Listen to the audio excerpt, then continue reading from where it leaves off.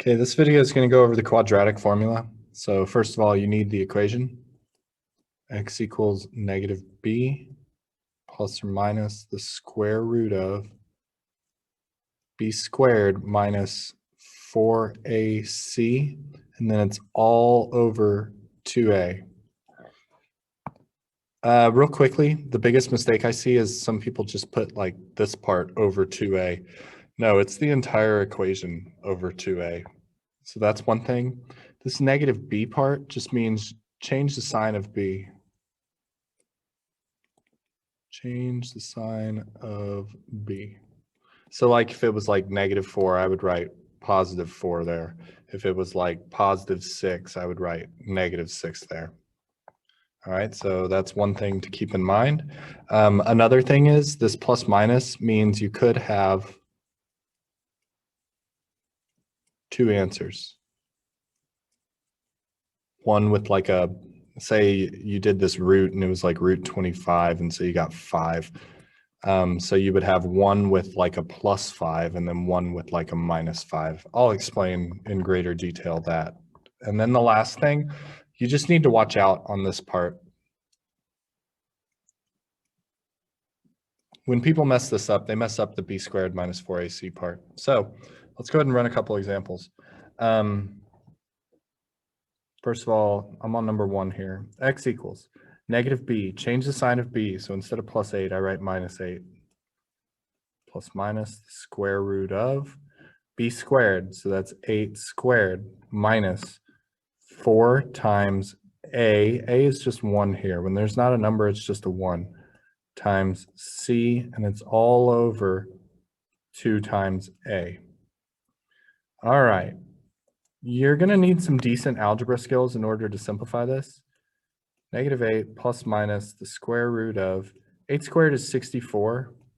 And then this part right here, you're going to want to multiply that out. Order of operations. Multiply comes before subtract. So it would be -48 over 2 times 1 is 2. All right, 64 minus 48 is 16.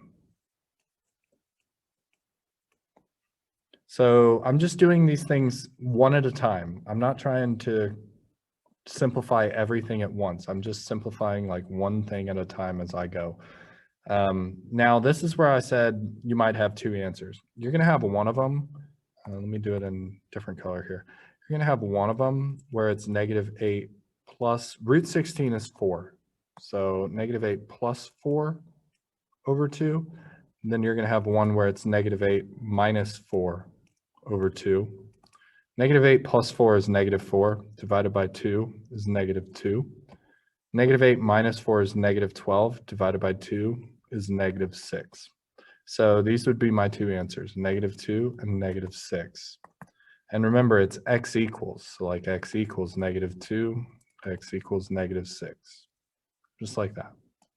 As long as you take your time and you watch your negatives and you pay attention on the b squared minus 4ac part, this isn't too bad. It'll get a little trickier when we get roots that aren't nice, like 16. We'll get some that aren't perfect squares, but you'll see that in a second. Okay, the next one. X equals -b. Change the sign of b. So instead of writing -4, I write 4. Plus minus the square root of b squared is -4 squared. Notice I use parentheses there. That's going to be important. Minus 4 times a times c is -3. Then this is all over 2 times a. All right, simplify it just a little bit at a time.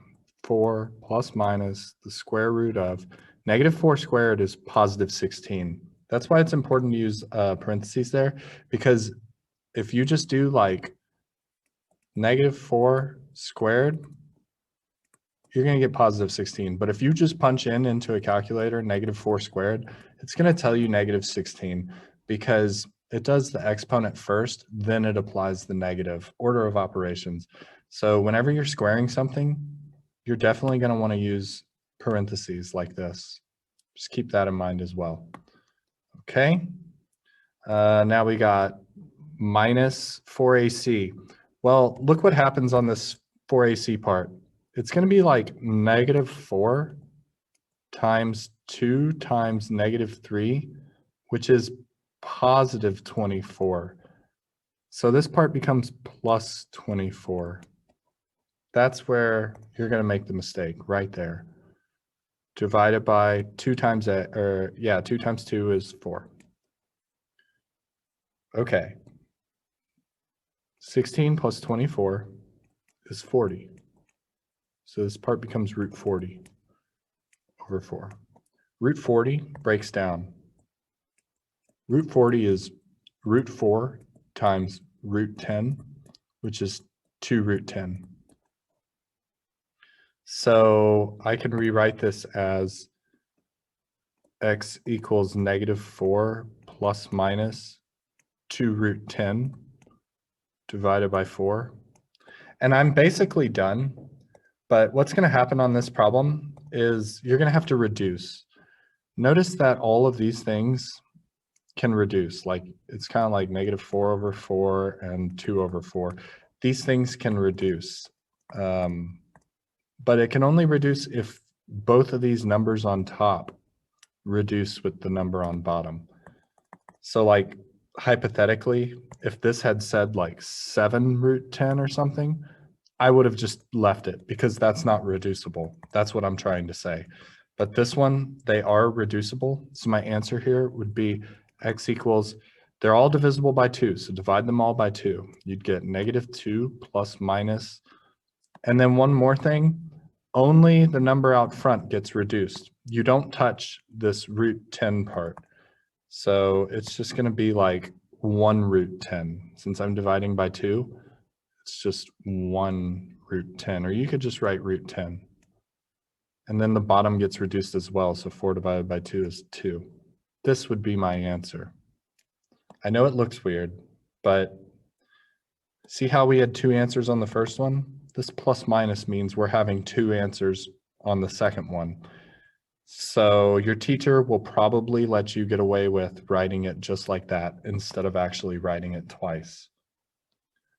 Okay, this next one, number 3, x equals negative b. So instead of writing plus 6, I write minus 6 plus minus the square root of b squared minus 4 times a times c. And then it's all over 2 times a. All right. Do this one piece at a time. So I'm going to work on the root here. 6 squared is 36. And then negative 4 times 1 times negative 5 turns into plus 20. And it's all over 2. So in the root, you should have got root 56 all over 2. Now you can break down root 56 kind of like you broke down root 40. Let's see, that's root 4 times root 14. So this is 2 root 14. So I can keep going with this problem and call this x equals negative 6 plus minus 2 root 14 over 2. And then same thing where we reduce this, since all of these numbers can reduce each other, you're going to divide them all by 2.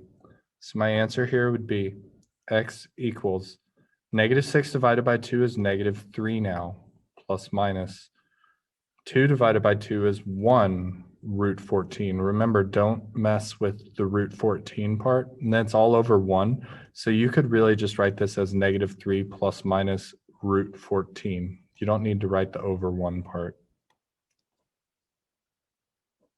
All right, the next problem is different because it does not equal 0. In order to run the quadratic formula, you want to make it equal to 0. So your first step here, you would have to minus 5 from both sides, and then rewrite this problem as 2x squared minus 3x minus 5 equals 0.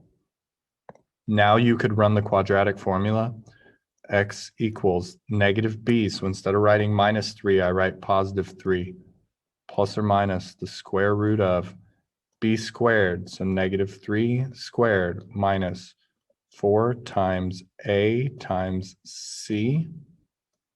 And it's all over 2a. Okay, work inside the root. So you've got 3 plus or minus the square root of -3 squared is 9. And then this -4 times 2 times -5 is going to become plus 40 all over 2a, which is 4. Okay, x equals 3 plus or minus. This part's going to become root 49, which is 7. So it's like 3 plus minus 7 over 4. When it's like this, look back to number 1. When it turns into like a perfect square, that's a nice number, that's when you're going to need to write it twice and solve each one. So it's going to look like this. X equals, you've got 3 plus 7 over 4, and then you've got 3 minus 7 over 4. So this one's 10/4, which is 5 halves once you reduce. And this one's -4 over 4, which is -1. So my answer here is x equals 5 halves and x equals -1, like that. So the main takeaway from that problem is if it's not a perfect square in the root, you're probably not going to write it twice. You can probably just leave it as something like this. But when it is a perfect square in that root, like this one was root 49, that's going to turn into 7. That's when you need to write it twice and go solve each one. Okay, this next problem. X equals -b, so +2, plus minus the square root of b squared minus 4 times a times c, and it's all over 2 times a. Okay, work in the root first. So -2 squared is 4. And then this -4 times 8 times -3 turns into a plus 96. And then it's all over 2 times a is 16. So this one, the root part, is going to turn into root of 100, which is 10. So it's really like 2 plus or minus 10 over 16. And I said when it's a nice perfect square that turns into a nice number, that's when you need to write it twice. So it'd be like x equals 2 plus 10 over 16, and x equals 2 minus 10 over 16. So 2 plus 10 is 12 over 16. That reduces to be 3/4. 2 minus 10 is -8 over 16. That reduces to be -1/2. So my answer here is x equals 3/4 and x equals -1/2. Which brings us to the last problem. It's one of these that does not equal 0. Oh, and while I'm thinking about it, real quick, just here's a random example. What if it said like 5x plus 7 equals -2x squared? You would have to move this, and when you do it, you need to put it in order. So the x squareds come first, then the x's, and then the number. Every now and then they'll try to trick you with that by putting it out of order or something. So just keep that in mind. Okay, this last problem. X equals -b plus or minus the square root of. I rewrote this in my head. I rewrote it as 2x squared plus 8x plus 12. So just so you know, that's the one I'm using. So b squared is 8 squared minus 4 times a times c, and then it's all over 2 times a. All right, work in the root, that's -8 plus minus, here we go.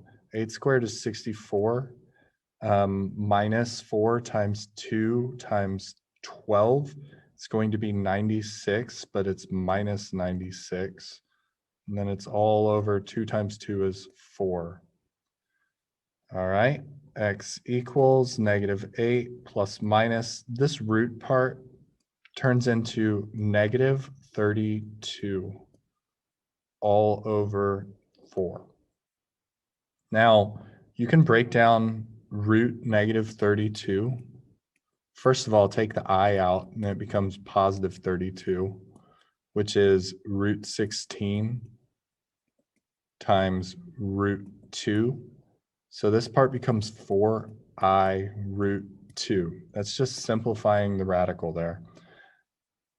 So now I can rewrite this as x equals -8 plus or minus 4i root 2 over 4.